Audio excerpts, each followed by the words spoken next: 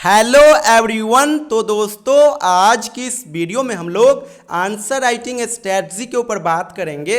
आप सभी स्टूडेंट्स इस वीडियो को लास्ट तक जरूर देखिएगा।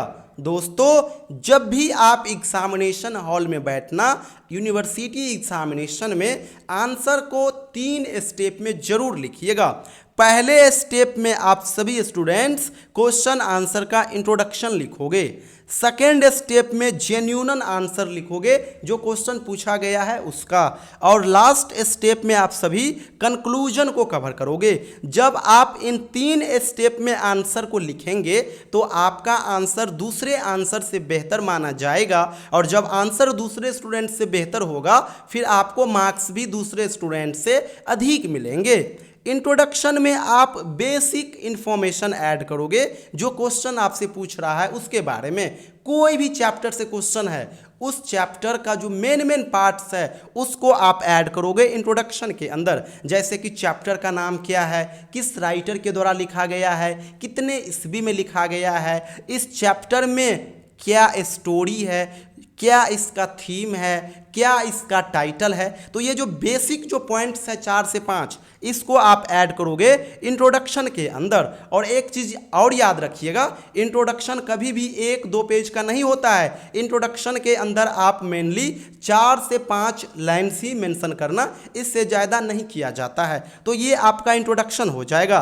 डिमांड ऑफ क्वेश्चन यानी जो आपसे क्वेश्चन पूछ रहा है उसका आप मेन आंसर लिखोगे। सेकेंड स्टेप में जो भी क्वेश्चन पूछ रहा है उसको आप लिखोगे और अंडरलाइन करोगे, और वहां पे आप क्या करोगे, उसके बारे में जो जेन्युइन आंसर होगा, छोटे भाषा में आप समझ लो, सामान्य भाषा में, कि आपको जनरली समरी की तरह लिखना होगा। और यहीं पे ये जो सेकेंड स्टेप देख रहे हो, यहीं पे आप छोटे छोटे डायग्राम क्रिएट करोगे, पॉइंट वाइज चीज़ों को ऐड करोगे। जो जो आपको मेंशन करना है ये सेकेंड नंबर पॉइंट्स में ही आप लोग मेंशन करोगे।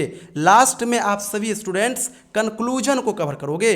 कंक्लूजन में क्या लिखना है, तो कंक्लूजन में जनरली आपको यही लिखना है कि आपको इस क्वेश्चन आंसर के माध्यम से क्या सीखने को मिला है। यानी जो मेन जो सार वहां से निकल के आता है, जो मेन कंक्लूजन निकल के आता है, वो आपको इस कंक्लूजन में मेंशन करना है। तो ये 3 स्टेप में ही आपको आंसर देना है। इसके बावजूद कुछ और आपको पॉइंट्स कवर करने होंगे, कुछ पॉइंट्स को ध्यान में रखने होंगे। जैसे कि आपका हैंड राइटिंग हो गया। यूनिवर्सिटी एग्जामिनेशन में हैंड राइटिंग का बहुत बड़ा योगदान हो जाता है, इसीलिए हैंड राइटिंग को कभी भी इग्नोर मत कीजिएगा। लगातार हैंड राइटिंग के ऊपर काम करते रहिएगा। कोशिश कीजिएगा आंसर राइटिंग लिखते वक्त आप अपना जो आंसर है ना, इसको थोड़ा इम्प्रेसिव बनाइएगा।